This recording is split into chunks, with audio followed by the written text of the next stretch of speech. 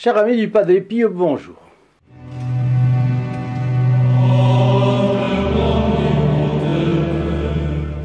Nous nous retrouvons pour notre petite conversation autour de notre bon et touchant capucin.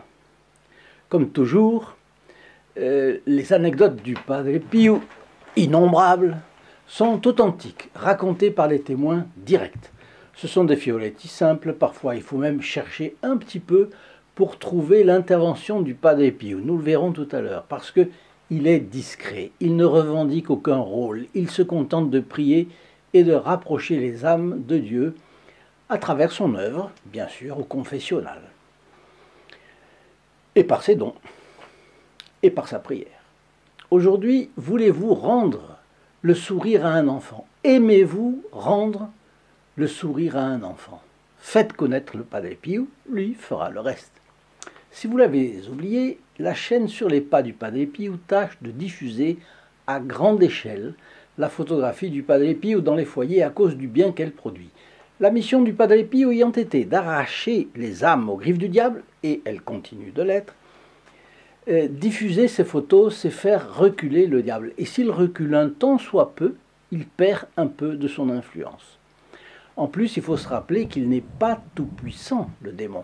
Seul Dieu est tout-puissant. La bienheureuse Vierge écrase la tête du serpent dans le temps et l'éternité. En tout cas, si vous voulez une photographie pour vous ou un proche, nous en avons encore un stock. Pas énorme, mais enfin on en a. Vous trouverez un lien pour nous les commander par mail dans la description. Et si vous n'avez pas d'email, vous pouvez nous appeler au numéro de téléphone gratuit que je vous indique également en description. Vous pouvez l'acquérir gratuitement ainsi et franco de port. N'hésitez pas non plus à partager ces vidéos. Quand vous le faites, vous et vos relations, entrez tous les deux dans les intentions de la messe du vendredi à midi qui suit votre clic de partage. Née en 1949, Clairette avait 1 an à peine.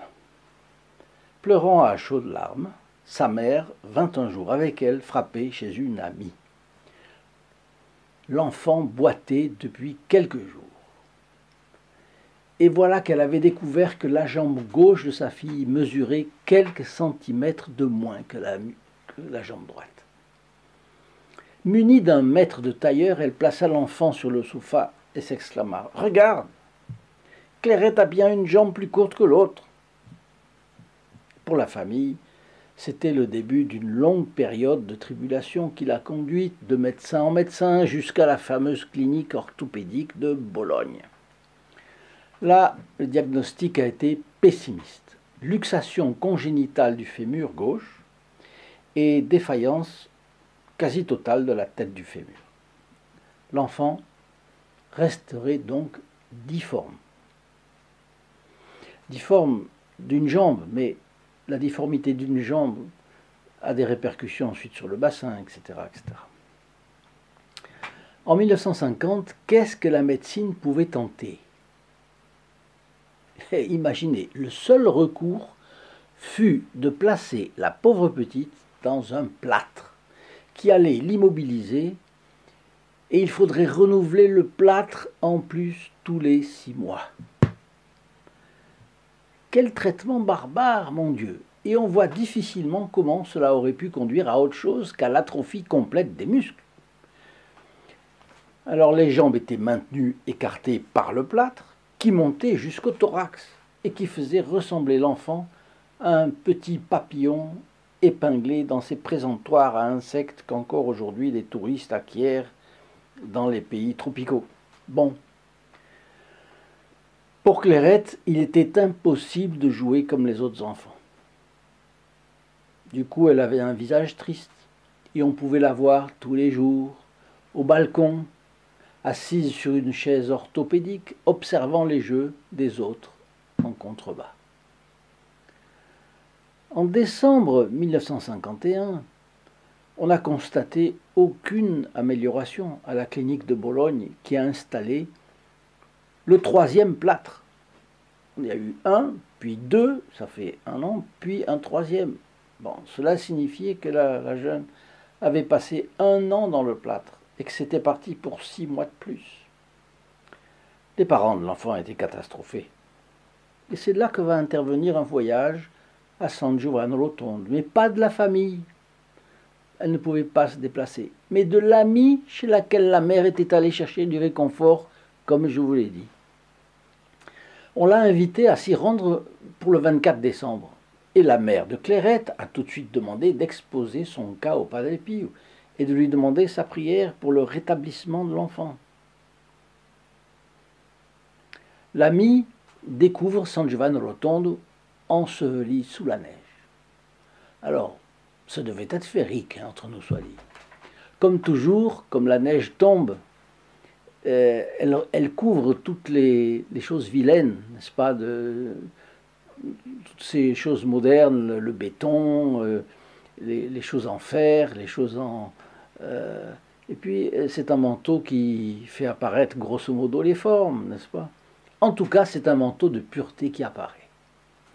Alors, malgré le vent glacial des montagnes qui transperçait jusqu'aux eaux les fidèles nombreux qui étaient là, eh bien, l'église était remplie à craquer et le parvis aussi.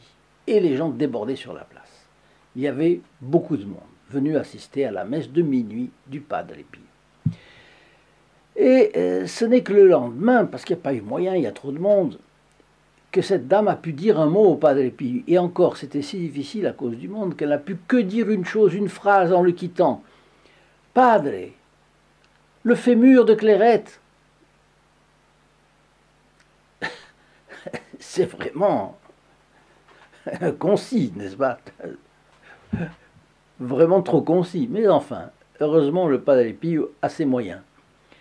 Souriant avec bienveillance, celui-ci a répondu « À Saint-Joseph, à Saint-Joseph !»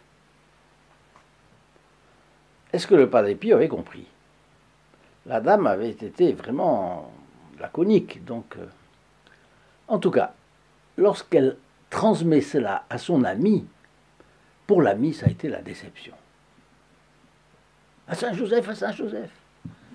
Elle aurait voulu une réponse plus importante, quelque chose qui montre qu'il avait pris en compte cette famille, un conseil peut-être, voire la promesse d'une guérison rapide, évidemment, ce qu'elle voulait. La déception. Le fait est que chaque jour qui passait résonnait pour la famille comme la confirmation que Clairette resterait toute sa vie comme elle était alors. Et on ne parla plus de San Giovanni Rotondo, ni de Padre Pio, ni d'espoir de secours de la part de celui-ci. Mais Clairette a toujours gardé avec elle une petite photo du Padre Pio qui lui avait été ramenée de San Giovanni Rotondo par l'ami de sa mère. Bon. Le prochain contrôle à la clinique orthopédique de Bologne était fixé en juin 1952, avec la pose d'un 4e plâtre. Vous imaginez. 6 mois supplémentaires. Le 18 mars au matin, surprise, les parents trouvent dans son petit lit Clairette, qui a 3 ans à ce moment-là, libre de son plâtre, parce que celui-ci était taillé en plein de morceaux. Qu'est-ce que c'est? C'est le diable qui s'en mêle, quoi.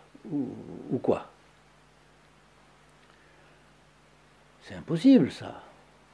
Qui a pu couper ça? Totalement oublieux des paroles du Padre Pio. Ils sont partis immédiatement pour Bologne, afin qu'un nouveau plâtre soit posé. Ils auraient pu réfléchir un peu. Vous avez déjà, certainement, vous avez déjà eu l'intuition. Le 18 mars, c'est la veille du 19 mars. Et le 19 mars, qu'est-ce que c'est? C'est la fête de Saint-Joseph. Les radiographies montrent le 19 mars que Clairette est en voie de guérison. La tête du fémur est désormais bien développée. Clairette ne restera ni difforme, ni boiteuse, mais marchera comme les autres enfants, sains et normaux. Plus besoin de plâtre. Vous imaginez le bol d'air. C'est le ciel pour la mère. Bon, les parents promettent que lorsque leur fille sera capable de marcher, ils iront en famille remercier le Padre Pio. Mais il y a un rebondissement dans cette affaire. Il y en a deux.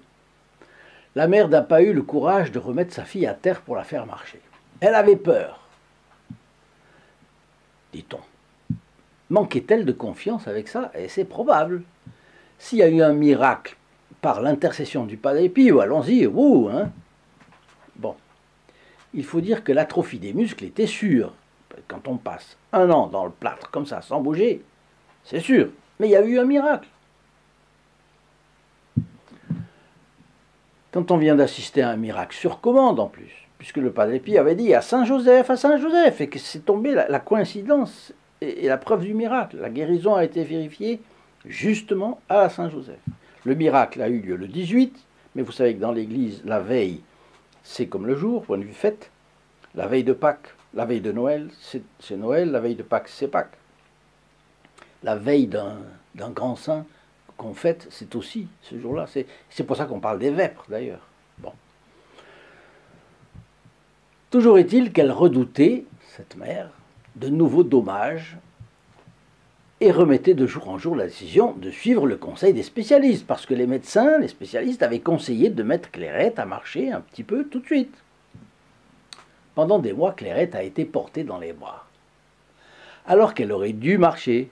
Bien, la mère n'arrivait pas à se défaire de cette peur.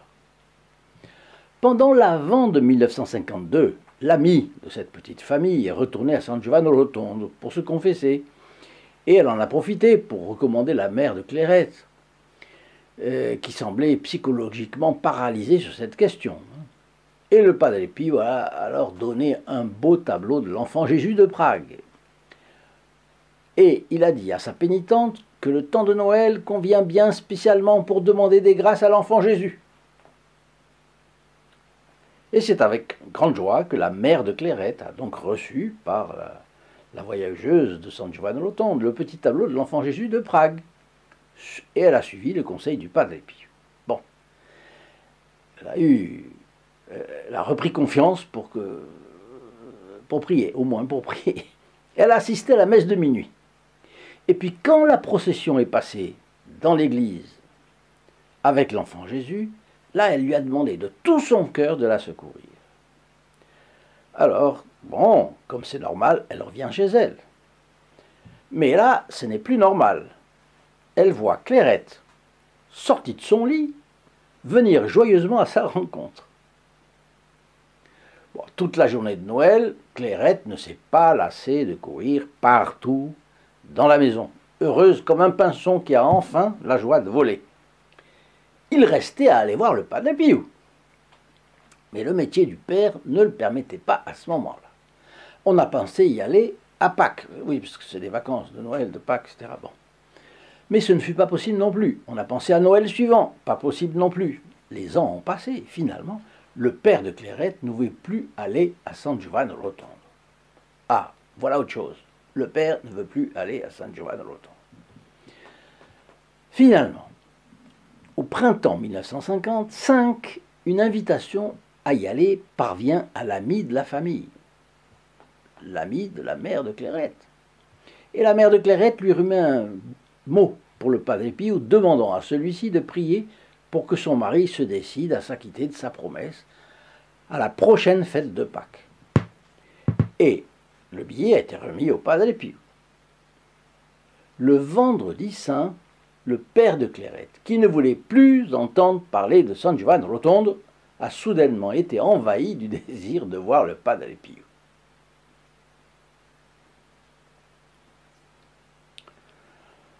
Je m'arrête un instant. La prière du Padre Pio, ce qu'elle obtient. La prière du Padre Pio a fait qu'il a, et son intimité avec Notre-Dame lui a fait comprendre que ce n'était pas une guérison immédiate qui convenait pour cette famille, mais qu'à la Saint-Joseph, entre parenthèses, voyons bien le rôle de Saint-Joseph, à la Saint-Joseph, il y aurait quelque chose. Et sa prière obtient de Saint-Joseph et de la Sainte Vierge la guérison. Bien. Mais après, le père ne veut plus aller. Ou plutôt d'abord, la mère ne voulait pas mettre l'enfant par terre. Et la prière du Padre Pio a obtenu ça. Troisièmement, le père ne veut plus aller à San Giovanni Rotondo. Et la prière du Padre Pio envahit le père de l'envie d'aller à San Giovanni Rotondo. 3 fois dans cette petite famille, 3 fois la grâce est passée de manière fulgurante. Voyez comme c'est. Ça doit nous donner énormément de confiance dans la prière, cela. Ça, c'est la première des choses. Et si on n'a pas confiance dans la valeur de sa prière, eh bien, il faut prier plus. On compensera la quantité par la valeur. La valeur, le manque de valeur que nous lui trouvons par la quantité. Voilà pourquoi il faut prier le rosaire et non pas le chapelet seulement. Les 3 chapelets et pas seulement un chapelet. Le samedi saint, donc, tout le monde est parti pour le Gargano. Le mont Gargano et San Giovanni Rotondo. Et le dimanche de Pâques, Clairette a pu remercier elle-même le Padre Pio. On l'a autorisé à aller voir le Padre Pio dans son confessionnal. Qu'est-ce qu'elle a fait? Elle a embrassé sa main. Padre Pio l'a accueilli avec un touchant sourire, lui a posé les mains sur la tête et l'a béni. Et qu'est-ce qu'a fait Clairette? Elle s'est inclinée une 2e fois et elle a baisé la main du Padre Pio. Elle est revenue joyeuse à ses parents qui l'attendaient devant le confessionnal et là, tout le monde s'est embrassé en pleurant. Voilà, là s'arrête notre histoire. Mais ce qu'on peut en tirer va plus loin, en plus de la valeur de la prière dont j'ai parlé tout à l'heure. Du premier plâtre à la guérison, le 19 mars 52, c'est une année entière que Clairette a passé dans le plâtre. Souffrance pour toute la famille. Donc, le Padre Pio n'a pas enlevé toute souffrance. Non.